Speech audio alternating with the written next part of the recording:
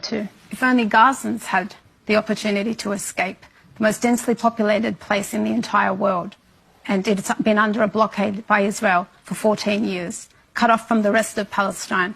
It got absolutely no freedom of movement. And so when you have a military power backed and funded by the US, $3.8 billion a year, you have the state-of-the-art advanced weapons, dropping bombs on civilians, and you're talking to me about the safety of Israelis? Where are Palestinians in Gaza supposed to go to? Your son's puppy, your son's dog was scared. There are children who are massacred and slaughtered.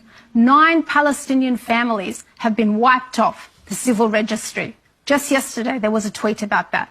9 Palestinian families no longer exist, obliterated. And you're talking to me about Israeli safety? Israel has state-of-the-art weapons defense system and missile defense system. Where do Palestinians go when they are being bombarded by the IDF, by one of the most powerful nuclear powers in the world? Where is their protection? Where are the people there to protect them from that onslaught? And Israel is targeting civilians. Yes, it is targeting civilians. Israel has access to, because it is the occupier, the population registry for Palestine. So it has the names, the ages, the residential addresses of every single Palestinian in Gaza, which is why it can make a phone call to say we're going to bomb this residential tower at so-and-so time.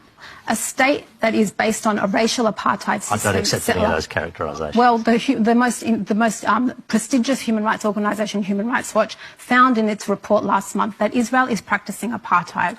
To be clear, they talked about a form of apartheid. I mean, they weren't calling it an apartheid state. Hamish, if Palestinian intellectuals, activists, lawyers have for years been recording, and Israeli human rights organisations, that Israel is a settler apartheid state. It is an apartheid state that preferences one racial group over another. It is infused in every single aspect of its legal processes, its ethnic cleansing, its depopulation processes, its military occupation, its brutal military occupation in the West Bank, in East Jerusalem, in Gaza, its brutal siege on Palestinians in Gaza.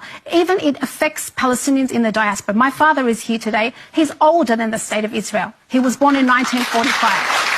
He has experienced 3 Nakbas, 1948, exiled in 1967, and today the ongoing Nakba. He cannot return to his house, which is still there, because he is a Palestinian. When we return as a Palestinian, we have to go there on our Australian passport, and we're at the mercy of a soldier, a conscript, who will decide whether we can enter. He gave us 3 days the last visit. Any Jewish person in this audience today automatically has a right to return and live in my father's birthplace. Don't tell me that's not apartheid.